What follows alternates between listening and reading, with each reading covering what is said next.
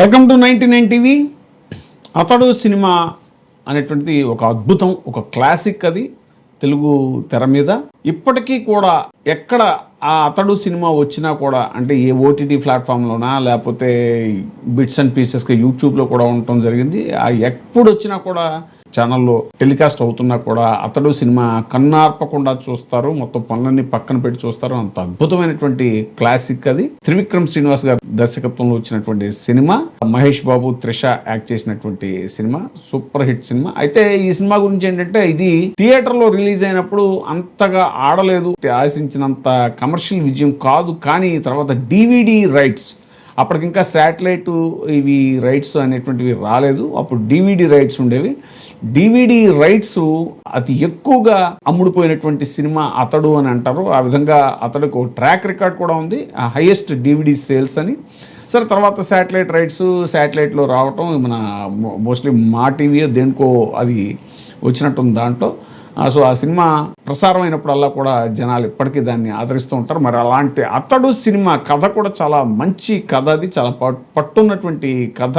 ఒక మనవడిగా మనవడిగా మహేష్ బాబు క్యారెక్టర్ ఏదైతే ఉంటుందో, ఆ క్యారెక్టరు అసలు మనవడు చనిపోయిన ప్లేస్లో ఒక క్రిమినల్ అయినటువంటి, ఒక అసాసిన్ అయినటువంటి ఒక షూటర్ మహేష్ బాబు క్యారెక్టరు, అతను నాజర్ మనవడి ప్లేస్లో ఆ ఇంటికి రావటం, ఆ కుటుంబ విలువలకి, ఆ తర్వాత ఆ కుటుంబ నేపథ్యం, ఆ అనుబంధాలు, ఆత్మీయతలు, అప్పటి వరకు తెలియనటువంటి ఆ బంధాలు, ఆ వరసలు, అవన్నీ కూడా మహేష్ బాబుని కట్టిపడేయటం, ఎప్పటికప్పుడు చెప్పాలి అనుకుంటూ కూడా చెప్పలేకపోవటం. ఈ మధ్యలో CBI investigation, Prakash Raj CBI ఆఫీసర్గా ఆయన చేస్తున్నటువంటి ఇన్వెస్టిగేషన్, ఇవన్నీ జరుగుతున్న నేపథ్యంలో మరదల క్యారెక్టర్ త్రిషతోటి తనకి ప్రేమ, బావ మరదల ప్రేమ, ఇవన్నీ కూడా కలగలిసినటువంటి ఒక అద్భుతమైనటువంటి క్రైమ్ థ్రిల్లర్గా, ఓ ఫ్యామిలీ ఎంటర్టైనర్గా, ఇలా అన్ని ఇంగ్రీడియంట్స్తో ఉన్నటువంటి అతడు సినిమా.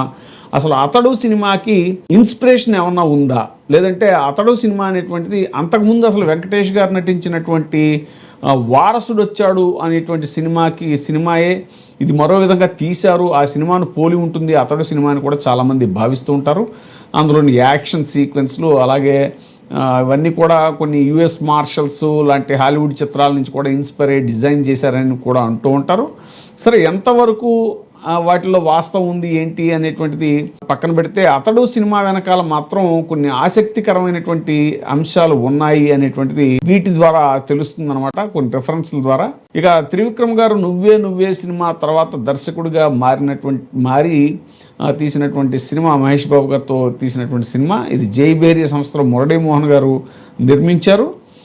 ఇది ఒక బాలీవుడ్ సినిమాకి కనెక్షన్ ఉంది దీనికి అని అంటారు, హాలీవుడ్ ఇన్స్పిరేషన్ కూడా ఉంది అని అంటారు. The long kiss good night అనేటువంటి ఒక సినిమా ఉంటుంది, అది బాలీవుడ్ టాప్ హీరో అయినటువంటి సల్మాన్ ఖాన్కి బాగా నచ్చిన సినిమా. అది 1996లో వచ్చినటువంటి సినిమా అది, the long kiss good night అనేటువంటిది. సల్మాన్ ఖాన్కి ఆ సినిమా అంటే చాలా అభిమానం. గీనా డేవిస్, శామ్యూల్ ఎల్ జాక్సన్ నటించినటువంటి ఈ యాక్షన్ థ్రిల్లర్ చాలా డిఫరెంట్గా ఉంటుంది. ఒక సాధారణ హౌస్ వైఫ్ ఎక్కడో దూరంగా ఉన్న తన భర్తతో ప్రశాంతంగా బతుకుతూ ఉంటుంది. కానీ ఆవిడకి తెలియకుండానే కొన్ని స్కిల్స్ ఉంటాయి. అవి ఏంటి అని అంటే, ఆవిడ ఒక సాధారణ గృహిణిలాగే ఉంటుంది.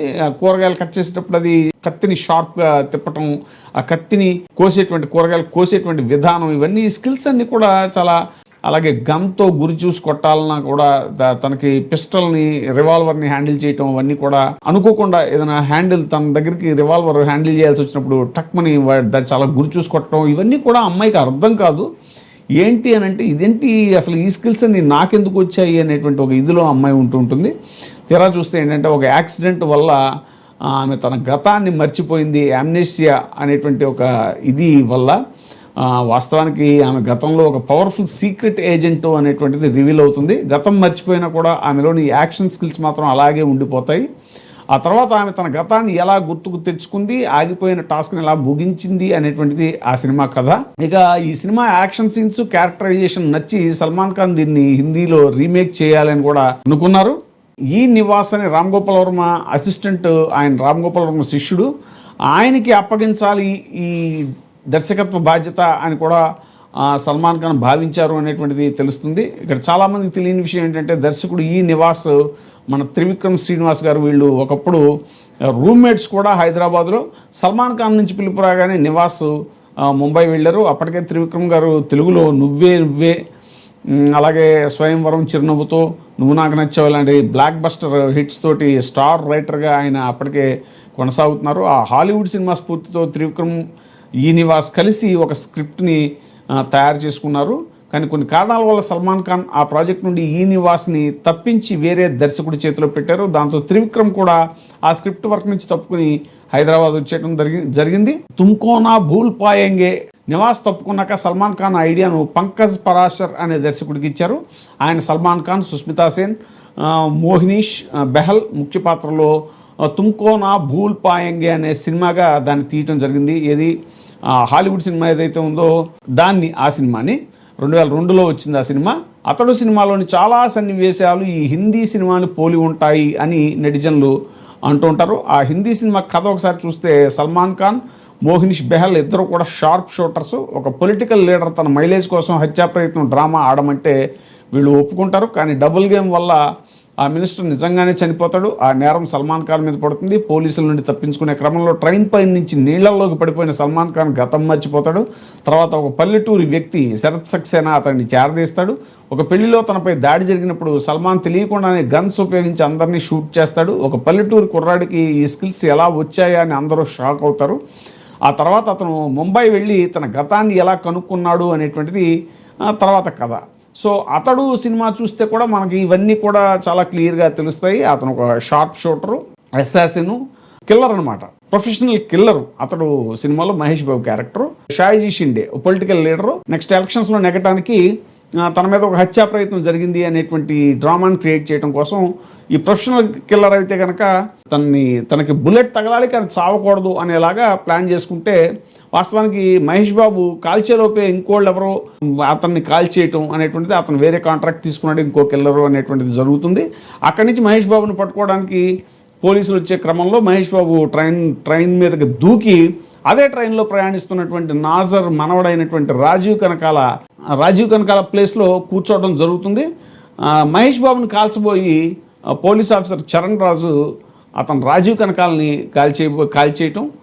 సో అలాగా రాజీవ్ కనకాల ప్లేస్లో ఆ పల్లెటూరికి వాళ్ళ ఇంటికి వెళ్ళటం అనేటువంటి ఆ ఇంటికి మనవడగా మహేష్ బాబు వెళ్ళటం, అక్కడి నుంచి కథ ఆ ఫ్యామిలీలో కలిసిపోవటం, తర్వాత సిబిఐ ఆఫీసర్ ఎంక్వైరీకి రావటం, ఇలాగా వరుస పెట్టి ఇవన్నీ జరుగుతాయి. సో ఇది చాలా దగ్గరగా ఆ హిందీ సినిమా ఇప్పుడు మనం చెప్పుకున్నటువంటి నా భూల్ పాయేంగే ఏదైతే ఉందో దానికి సంబంధించినటువంటి కథలాగే మనకి క్లియర్గా తెలుస్తుంది. తుమ్కో నా భూల్ పాయేంగే ఆ సినిమా అనేటువంటిది క్లియర్గా తెలుస్తుంది.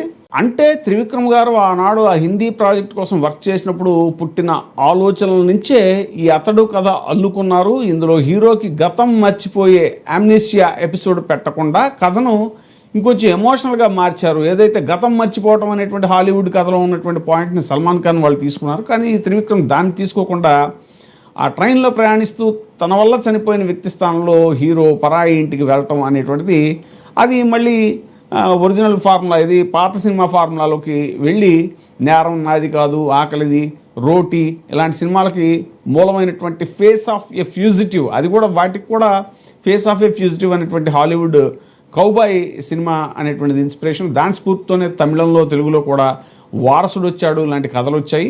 సో అతడు అనేటువంటి సినిమా నేరుగా వారసుడు రీమేక్ కాదు, కానీ హాలీవుడ్ చిత్రాల స్ఫూర్తి ఇందులో కనిపిస్తుంది అనేటువంటిది మనం గుర్తించవచ్చు. సినిమా ప్రారంభంలో వచ్చే పోలీస్ చేజ్ ఎపిసోడ్ అనేటువంటిది యుఎస్ మార్షల్స్ తరహాలో ఉంటుంది.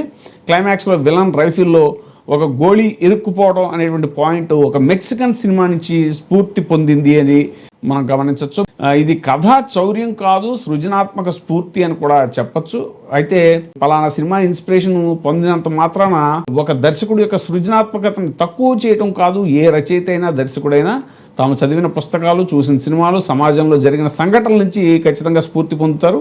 ఎక్కడో పూసినటువంటి పూలను ఏరి ఒక అందమైన హారంగా మార్చి దేవుడి మెడలో వేయటం అనేటువంటిది ఎంత గొప్ప విషయమో, అలాగే రకరకాల సన్నివేశాల స్ఫూర్తితో ఒక అద్భుతమైన జనరంజకమైన సినిమాను సృష్టించడం కూడా అలాంటి ఒక పూజ లాంటిది, ఒక అర్చన లాంటిది. సో దాన్ని ఏం తప్పు పట్టాల్సిన అవసరం లేదు. బట్ మనం ఏంటంటే ఒక సరదాగా ఒక రిఫరెన్స్ కోసం అనమాట. అంటే ఆ కథ ఇలా పుట్టింది అనేటువంటిది ఒక చాలా మందికి ఉంటుంది. ఈ కథ ఎలా వచ్చిందో ఏంటో అనేటువంటిది ఇది.